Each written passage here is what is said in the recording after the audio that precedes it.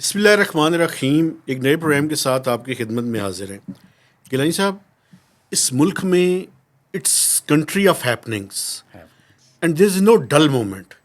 پاکستان میں کوئی مومنٹ بھی ایسا نہیں جو ڈل ہو. دو ایشوز ہیں جو میں آپ کے سامنے رکھنا چاہتا ہوں سر, اور سیکوینسنگ پھر آپ نے کرنی ہے. ایک تو یہ جو جوڈیشری ہے اس پہ ذرا بات احتیاط سے کرنی ہے. بلا لیتے ہیں, یہ پتہ نہیں ایف آئی اے کو بھجواتے ہیں, پتہ نہیں کیا کرتے ہیں. تو ان کی خود حاضریاں لگی ہوئی ہیں. میں میرے ان کا ڈراپ سین ہونے والا ہے, یہ میں آپ کو بتا دوں. چلے وہ ڈراپ سین بھی, اور یہ ڈراپ سین جو ہے نا, یہ پتہ نہیں اس کے بعد کیا ہوگا, آئی ڈونٹ نو, اور نہ میں اس کے بارے میں بتا سکتا ہوں. دوسرا, ڈپٹی پرائم منسٹر صاحب آ گئے ہیں, نوٹیفیکیشن ہو گیا ہے. آپ کے مہربان, جی آپ کے پیارے جی جی اسحاق ڈار, وہ جناب کیا کہتے ہیں, ڈارک ہارٹ سے نکلے. جی سر. آپ انہیں کہیں وزیر خزانہ, کہیں چیئرمین سینٹ بنا رہے تھے, اور صدر مملکت کی طرف اشارے رہے تھے, اور دیکھیں وہ ڈپٹی پرائم منسٹر بن کے. جی سر بالکل. تو وہ تو بیانڈ ڈسکشن ہو گئے نا اب ایک طرح سے. لیکن میرا آپ سے یہ سوال ہے, چونکہ آپ کے تو ایک اچھے تعلقات ہیں بطور فنانس منسٹر, آپ اکانومی کے رپورٹر ہیں.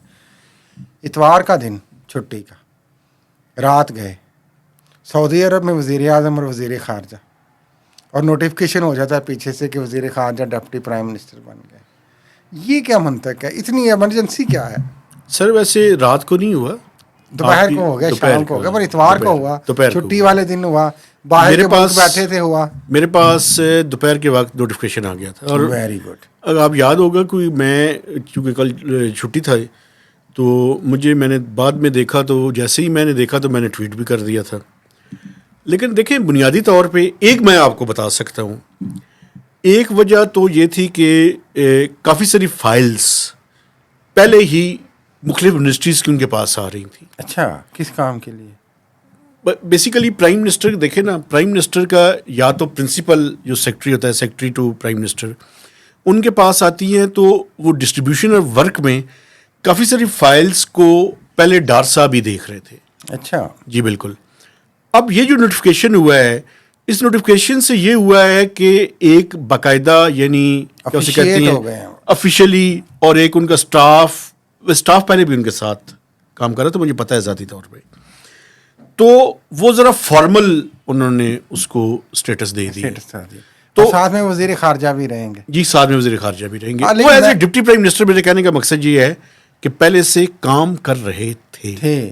اب وہ ذرا زیادہ ازرٹ فارمل ہو گیا. لیکن میں یہ پوچھنا چاہ رہا ہوں آپ سے, پرانے زمانے میں اگر دیکھ لیں تھوڑا سا پاکستان کے میں, یا جہاں پہ عہدے بانٹے جاتے ہیں, آپ کو یاد ہے کہ جب پی ڈی ایم کی گورنمنٹ تھی اس وقت بھی بات چلی تھی کہ پیپلز پارٹی کو ڈپٹی وزیر اعظم کا عہدہ, اور مقصد کہنے کا یہ ہے کہ جہاں پہ مختلف جماعتیں ہوں اور دونوں کا مینڈیٹ ہو اور وہ بیلنس نہ بن رہا ہو پاور کا, تو اس طرح کے آفیسز اور عہدے کریٹ ہوتے ہیں.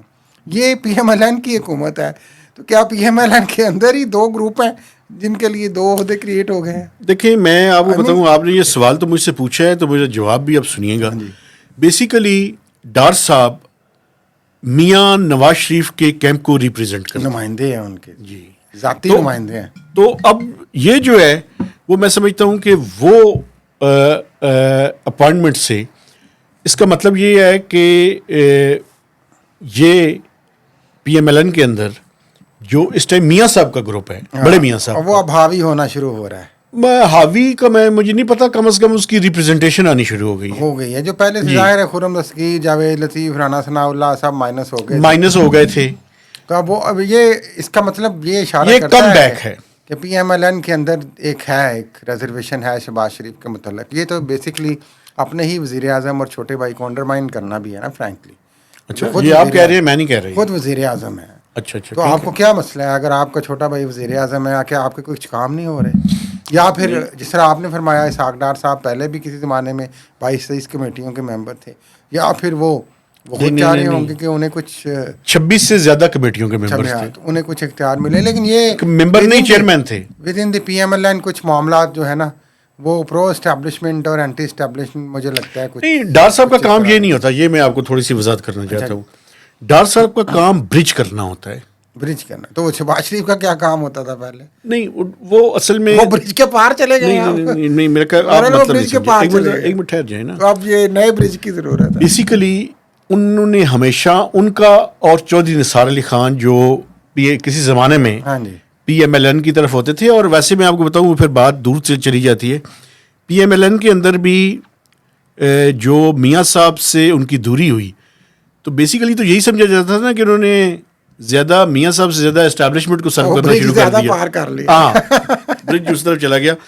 تو یہ نیگوشیٹنگ پاس تو ہیں ہاں جی ڈار صاحب کی. ہاں نہیں، اب یہ توقع ہے، اب توقع کیا ہے کہ اسٹیبلشمنٹ کے اور میاں صاحب کے درمیان جو برج کا رول ہے وہ اسحاق ڈار صاحب ادا کریں گے. ویسے ہی وہ پہلے ہی فارن منسٹر ہے، یہ فارن وہ منسٹر آلریڈی ایک برج کے اندر ہوتا ہے. جی بالکل. تو اس میں ہوتا ہے، لیکن یہ کس میں صورتحال یہ ہوگی کہ وہ ظاہر ہے کہ وہ جو باتیں ازرٹ کرنا چاہتے ہیں اب انہیں شاید توقع نہیں ہے شہباز شریف سے اس طرح سے، تو وہ اسحاق ڈار کے ذریعے نہیں، آپ اصل میں یہ پچ کرنے کی کوشش کر رہے ہیں کہ میاں شہباز شریف اور میاں نواز شریف کے درمیان برج کر رہی ہیں. میں یہ بات نہیں کر رہا، میں یہ کہہ رہا ہوں میاں نواز شریف اور میاں شہباز شریف کے درمیان جو لگ رہا ہے کہ کچھ نہیں میں یہ بات نہیں کر رہا. ٹرسٹ ڈیفیسٹ آ نہیں گیا. میں یہ نہیں کہہ رہا.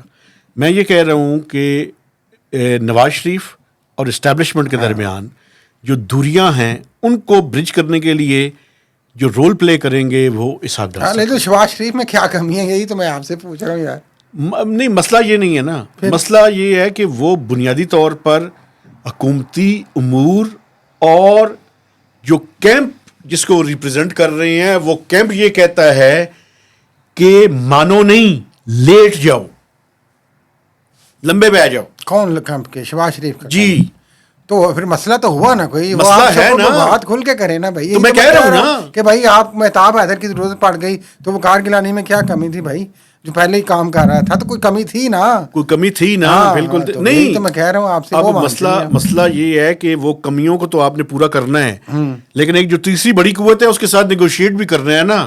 کچھ باتیں ماننی ہیں، کچھ نہیں ماننی. ہاں جی وہی بات ہے. تو ازرٹ کرنے کے لیے بھیجا گیا ہے نا انہیں. ازرٹ کرنے کی پاور تو دیکھیں ہے. بیسیکلی اسپیس کریٹ کرنا. ویسے یہ آئی کین سے کہ یہ اسحاق ڈار صاحب کا جو ہے نا ایلیویشن ہے، چھکا چھکا چھکا. اب یہ پتا نہیں یہ گیٹ نمبر 4 کے بالکل اوپر ہے کہ اس کے پار چلا گیا، یہ ابھی نہیں پتا. اچھا چلیں، ڈار صاحب کو آپ نے کافی ڈیٹیل سے میں ڈسکس کر ایک لیا. ڈسکشن ضروری کرنی ہے. میں ان کو خراج تحسین پیش کرنا چاہتا ہوں. پاکستان میں میرا حال ویسے تو اس پہ بات کرتا ہوں، سرسری بات کر لوں. جو امریکہ نے ابھی بات کی ایران کے دورہ صدر، جو ہمارے صدر ایران کے آئے تھے، اس پہ انہوں نے کہا کہ جناب پابندیاں لگ جائیں گی. I think first politician and foreign minister جنہوں نے دھڑلے سے کہا کہ ہمیں پابندیوں کی کوئی پرواہ نہیں، ہم اپنا مفاد دیکھیں گے، ہم جو چاہیں گے کریں گے. یہ اسحاق ڈار صاحب نے کیا، اس کو اپریشیٹ کیا جا رہا ہے. ویسے یہ بات انہوں نے آئی ایم ایف پہ بھی کہی تھی، لیکن اس کا پرسپیکٹو اور تھا. لیکن یہ اس چیز کو سراہا گیا. لیکن اورنگزیب صاحب نے ایک اور بات کی ہے. وہ کیا کہتے ہیں؟ انہوں نے یہ کہا ہے کہ کوئی پلان بی نہیں ہے. ڈار صاحب آپ کو یاد ہوگا کہتے تھے نا کہ ہمارے پاس پلان بی بھی ہے، آتے ہیں دعائیں نہیں تو ہم اپنا مینج کر لیں گے. لیکن اورنگزیب صاحب کہتے ہیں جی کوئی پلان بی نہیں ہے، آئی ایم ایف کو تو جانا ہے. اورنگزیب صاحب کو چھوڑنے وہ کہتے رہیں گے. اچھا ایک آخری بات، پلان بی ہے تو Ishaq Dar deputy prime minister بنے ہیں نا، یہ پلان بی ہی ہے. اچھا مجھے یہ بتائیں یہ جوڈیشری کا کیا ہوگا بھائی؟ یہ پتہ نہیں، ابھی کافی سمجھ نہیں آ رہی. آج دن کچھ نہ کچھ معاملات چل رہے ہیں. آج کل جسٹس بابر ستار پہ جو ہے وہ نشانے اور کیا لیں انگلیاں ساری اس طرف اٹھ رہی ہیں. اور وہ خط کا معاملہ بھی آج کل میں زیر بحث دوبارہ ہونا ہے سپریم کورٹ میں. یہ جو ہائی کورٹ کے جج تھے پھر بعد میں ایلیویٹ ہو کے سپریم کورٹ میں چلے گئے، اطہر من اللہ صاحب، انہوں نے جوڈیشل اکیڈمی میں کوئی خطاب کیا. اچھا ابھی کچھ دن پہلے نا، تو ہمارے ایک دوست ہیں انہوں نے اس کی وہ کاٹ کے لگائی تو 20 منٹ میں کچھ 40 سے 50 دفعہ میں کا ورڈ استعمال کیا انہوں نے. ایک دوسرے ویسے کوئی بات نہیں، اس میں کون سی بات. میں آپ نے چیف صاحب میں کے علاوہ بھی کچھ کرے نا. تو اطہر صاحب کے پیچھے کیوں پڑ گئے آپ؟ باقی ججز کو سنے، چیف صاحب کو سنے جا کے. اچھا وہ کیا کہتے ہیں؟ وہ تو کسی کو بولنے نہیں دیتے بھائی کورٹ روم میں. اچھا یہ لفظ ذرا تھوڑا سا ہے لیکن مجھے کہنے دیں، کوئی جوڈیشل کو کے چانسز تو نہیں ہیں؟ جوڈیشل کو جی وہ کس طرح ہوتا ہے؟ وہ کس طرح ہوتا ہے؟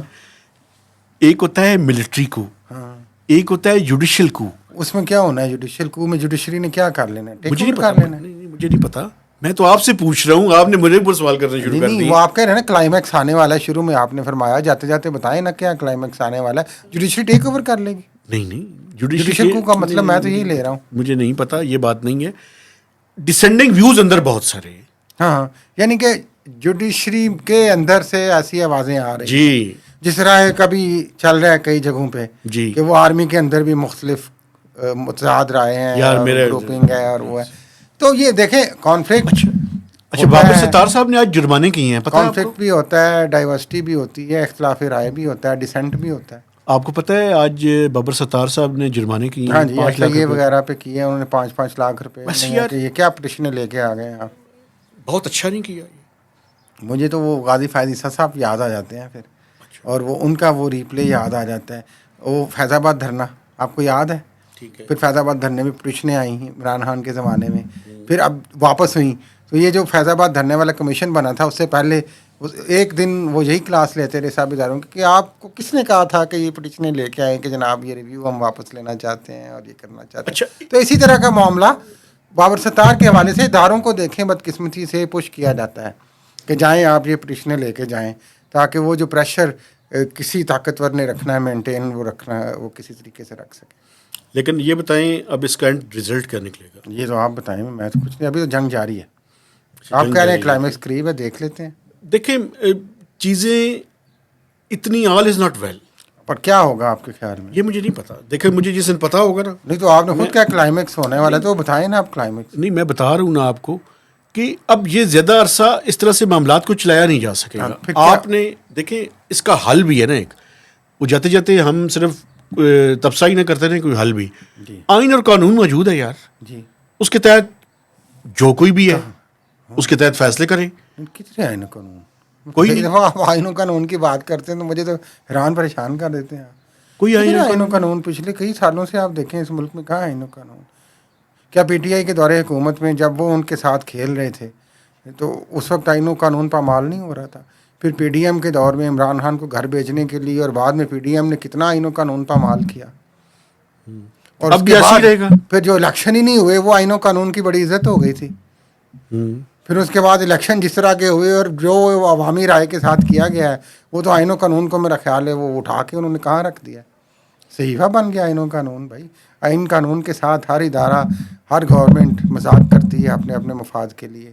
یہ جب تک یہ سارے نہ صرف جوڈیشری، ریاستی ادارے باقی بھی، حکومتیں بھی، صحافی بھی، سب جب تک آئین و قانون کی سب مل کے رسپیکٹ نہیں کریں گے یہ آگے نہیں چلے گا. میرے خیال میں اسی کے ساتھ آپ سے اجازت چاہتے ہیں. گزارش ہے کہ میرے چینل کو سبسکرائب کیجئے، اس کی شیئرنگ کیجئے اور کمنٹس بھی کیجئے. یہ ڈائیورسٹی ہے، خیالات ہیں، خبریں ہیں اور ان کے اوپر ہمارے اپنے تجزیات اور مشاہدات اور آبزرویشنز ہیں. تو ان کو اسی کانٹیکسٹ میں جو ہے وہ آپ لیا کریں. تو اجازت دیجئے. اللہ حافظ.